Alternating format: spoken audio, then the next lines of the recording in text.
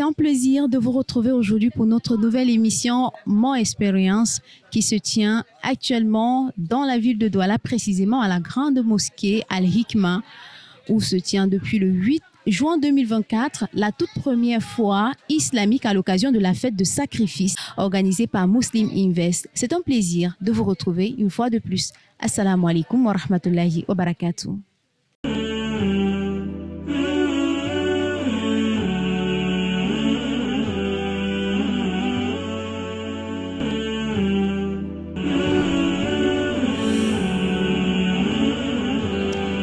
Ils sont venus de partout pour montrer leur savoir-faire à l'occasion de cette toute première foire islamique organisée par Muslim Invest à l'occasion de la fête de sacrifice. L'une d'elles est avec nous sur ce plateau et on a le plaisir et l'honneur de la recevoir. Assalamu alaikum wa rahmatullah.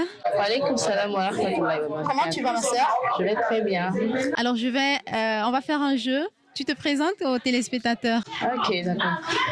Je m'appelle Motafon Maïmouna et je viens de Yaoundé spécialement pour participer à cette foire exposition. Mon entreprise, c'est Mous Hijab, qui fait dans la vente des voiles, accessoires, sous-voiles, bref, tout ce qui habille la femme. Tout ce qui habille la femme musulmane, en fait. Ouais. Alors, venu de Yaoundé, j'ai bien entendu cela. Qu'est-ce qui vous a motivé à quitter Yaoundé pour Douala pour participer à cette première foire islamique à l'occasion de la fête de sacrifice? D'accord. Ce qui m'a motivé en plus, c'est que en venant à Douala, ça me permet aussi de faire connaître ma marque. Ça permet aussi d'apprendre aux sœurs, puisque c'était une foire exposition, d'apprendre aux sœurs à comment se voiler, les petites astuces. Bref, c'est ça qui m'a le plus motivée. Alors, c'est vrai qu'on a souvent tendance à poser la question, est-ce que vous avez eu l'information? Est-ce que vous connaissez Muslim Invest avant ça? Non, pas du tout. Et comment vous avez eu l'information de cette foire? Bon, j'ai eu l'information par le biais d'une cousine qui a eu à poster ça en statut et puis je me suis dit, bon, pourquoi ne pas essayer?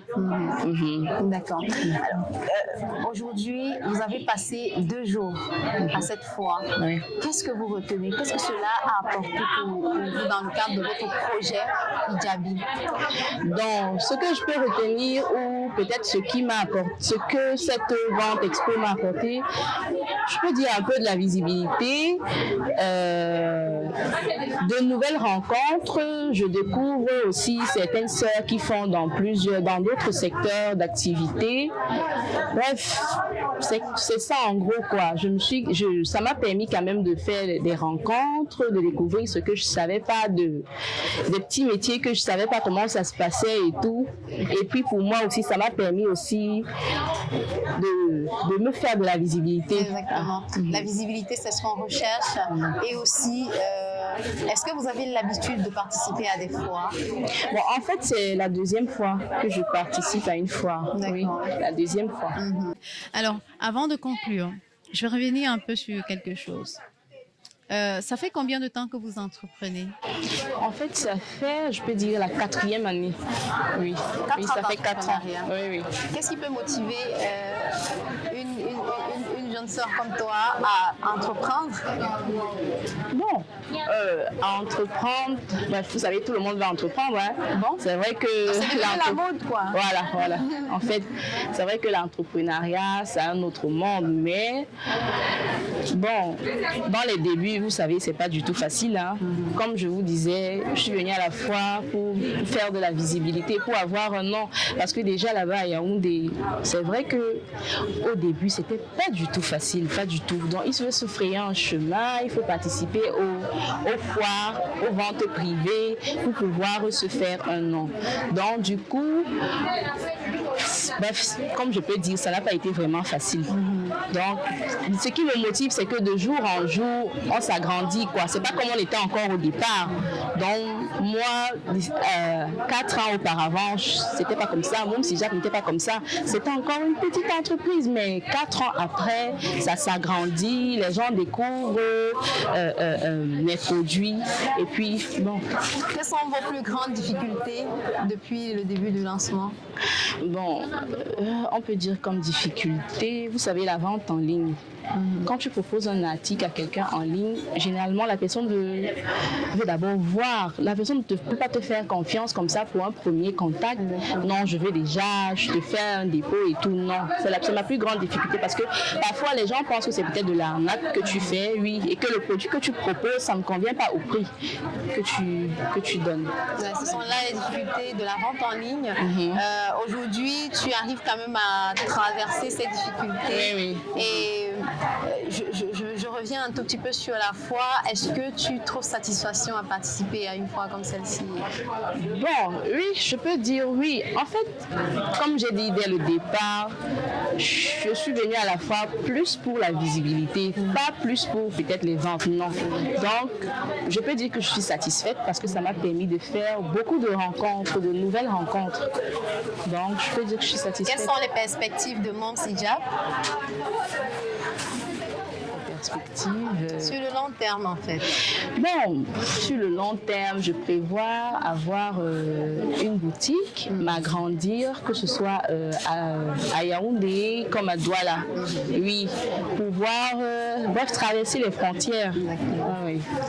Et pour vous, quel est le conseil que vous donnez à la jeune fille musulmane aujourd'hui? Parce que faisant dans le voile, voilà. Déjà, avant d'arriver au conseil, je vais revenir un peu sur ma question. Quel est votre constat vis-à-vis du voile de la femme musulmane aujourd'hui? C'est-à-dire... Bon, mon constat, on se rend compte de jour en jour que la femme musulmane ne se voile pas correctement, tu vois. Il y a des astuces, il y a comment se voiler. Il ne suffit pas de prendre un voile et lancer sur la tête qui prouve qu'on est voilé. Donc, il y a une façon à laquelle la femme musulmane doit se voiler. Ouais, en fait, c'est ça. Est-ce que vous avez un conseil pour ceux qui vous écoutent dans la communauté en général et surtout les téléspectateurs de Islam Média? Comme conseil, je peux juste conseiller mes sœurs, les exhorter à plus se voiler normalement, correctement, car quand on se voile, on est, je sais pas comment est-ce que je vais dire ça, on est plus présentable, quoi.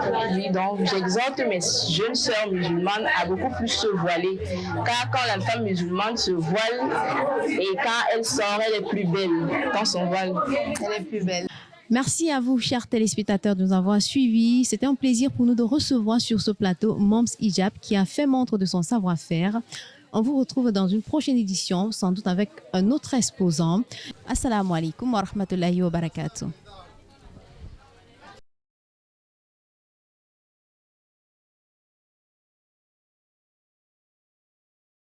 وحي